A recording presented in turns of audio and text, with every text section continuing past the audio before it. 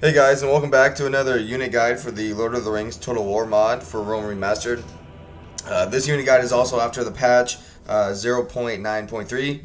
So again, some of these units may or not be changed once the official release of the mod does come out. But today we are going over Lothlorien's faction as the Elves here.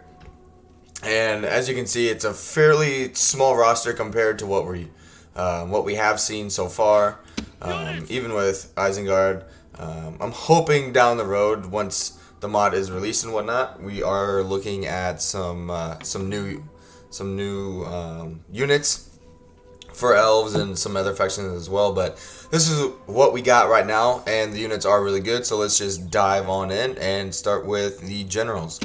So all of the generals, I believe, except Haldir, have the Twilight Guard, which this unit is amazing.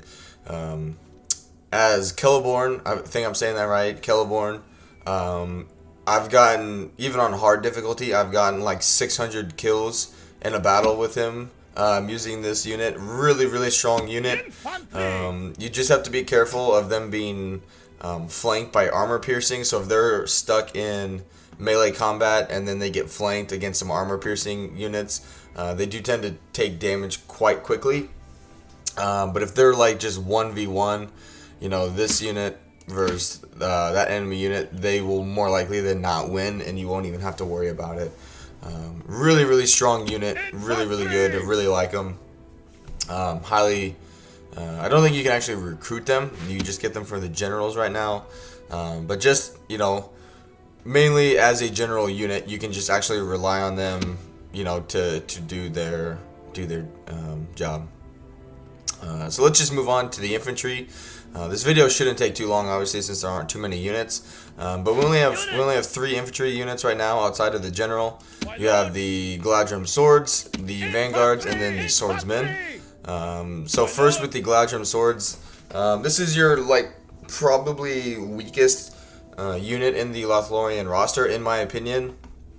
They're very susceptible to missile fire.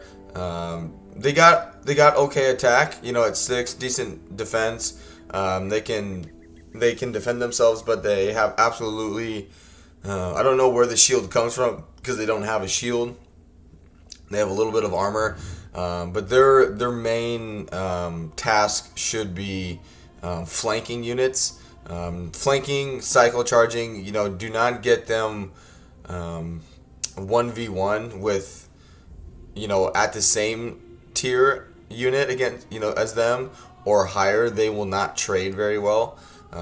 These, in my experience with these, you need like a 2-to-1 ratio kind of thing, because they are not as good as like holding the line, especially compared with the other 2 infantry units. So these are kind of your flankers. It's what they're decent at, where they'll take the least amount of damage. But yeah, they're still a good unit. Just don't rely on them too heavily here. Which I realized I didn't hover over the stats and bring them up. It's something I'm going to try and start doing in the guide videos, is just hovering over the stats so you guys can see what I'm talking about. So for the Twilight Guards here, they got, you know, basically a perfect morale, highest defense, melee attack's pretty good, defense skill, shield, you know, they're the best of the best, basically. But alright, moving on to the vanguards. Really strong unit. Especially they do have a shield wall formation. And so, I mean, if you're playing defensive and you corner camp and you do a shield wall, these guys can hold the line for a long time. Really good unit. They got pretty good defense, decent melee attack. They got almost perfect morale again. They just, I don't know where the shield's coming from, but you know, since as you can see here, they're not holding on to a shield. They almost kind of like form a pikeman stance of, you know, to a certain extent, a like pikeman formation. But a really good unit. They're really good at holding the line, which typically right now my armies have like 4 or 5 units of these guys and then a bunch of archers, because your damage dealers, you know, as elves, will be your missile units. and these guys just do a really good job of holding the line. Our last unit here, it's basically the swordsman here. It's basically a upgraded variant of the Galadrim swords. They have 2 hit points. They basically are just better against missile fire, taking missile fire, I should say. They're still your flanking unit. They can hold the line a little better than the Galadrim swords, but this is just an upgraded like flanking unit. Still really much better in terms of damage output than the Galadrim swords instead of the swordsmen here. But again, if you're going with like a missile based army, which I would recommend doing as elves, since that's where your strength is in, don't spam the infantry units, even though the infantry units stat wise are pretty good. You know, I would recommend using the missile units, but if you did want to use more melee units, I would use these two if you can afford them, because they are a little more expensive than the Galadrim swords. But yeah, a combination of holding the line and flanking with these guys would also work for you as well. But yeah, that's their infantry. Overall, they're all pretty good. But I think the Vanguards definitely take the win in the infantry category. They're just really solid units. But let's move on to the missile units. Again, we only have 3. We don't have much difference, I guess, in between them, other than their stats and appearances. So your basic unit, the Elven Archer, you can recruit this anywhere at the moment, and is being talked about. You can only recruit like the Galadrim Vanguards, the Swordsmen, and then the Sentinels in Karis Galadhon, which it is under discussion on changing that a little bit, just because it's sort of with the retraining and the training system in Rome 1 Remastered, Medieval 2 and whatnot, and having to bring stuff back to get retrained. It's just a little frustrating, you know, to have to go all the way back, spend multiple turns to retrain your army, that kind of thing. I don't know if they're going to fix it or change it. I just know it has been brought up. But anyway, the first unit here, the Elven Archer, really strong archer unit. Obviously, as you can tell here, do not get them in melee. They will basically crumble. Also, they're very susceptible to missiles, but I mean, for a low tier missile unit, they got 16 attack, which is outstanding. They got tons and tons of ammunition, really good range. Just a really good missile unit. They'll easily get you a couple hundred kills in battles. Just really solid, really strong unit. Which I will probably say that about all of the missile units. But again, you know, it's not that in the late game you need to do all sentinels or all sentries here. In my opinion, you could run Elven Archers the entire campaign as your missile unit and you would be fine.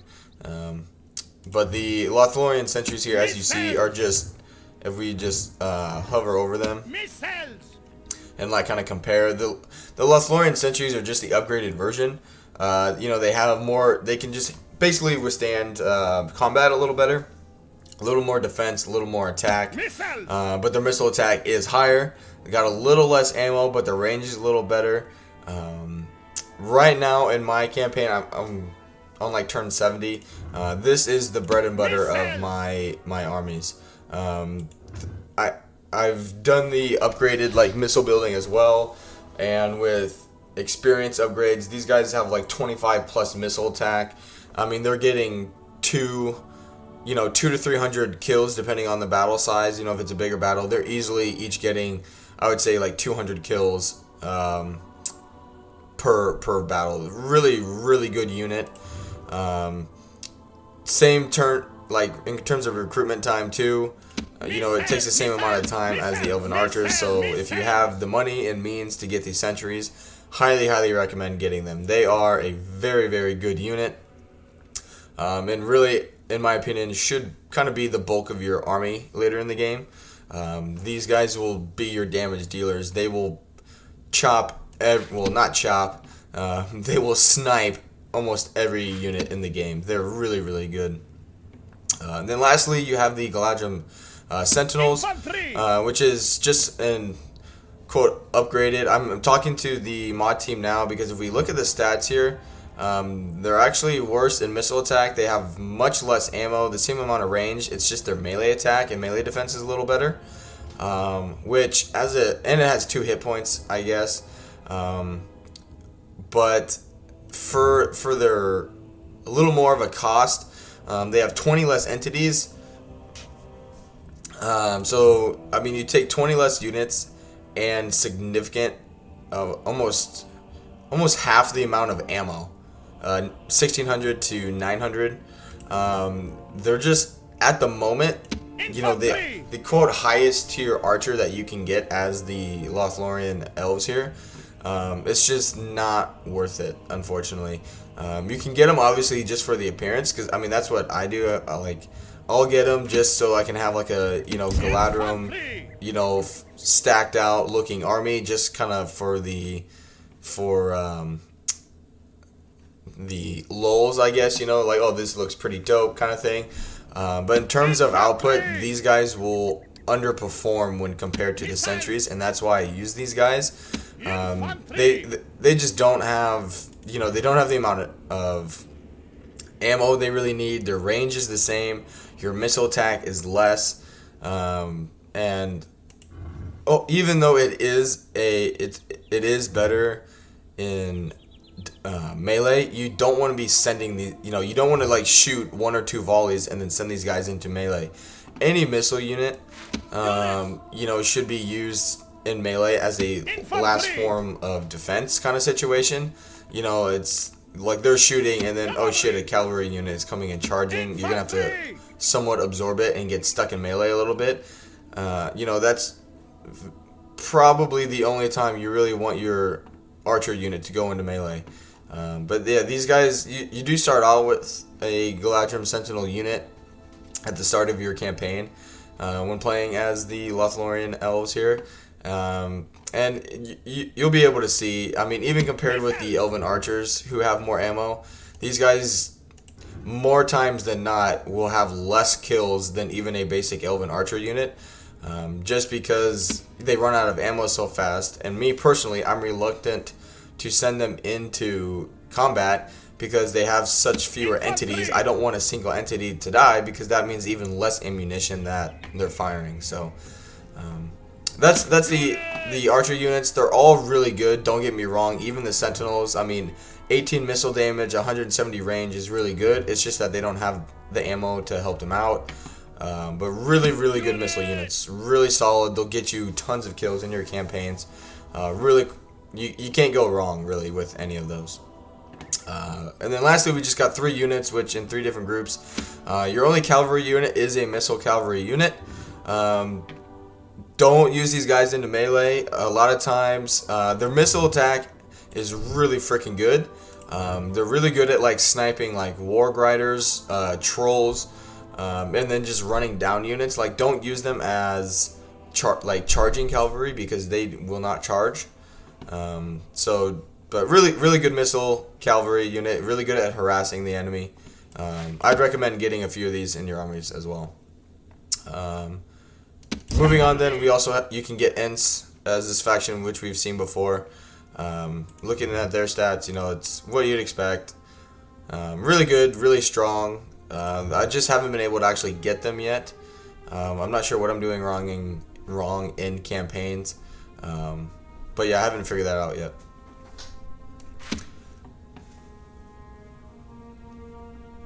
And then lastly, we have the siege bows.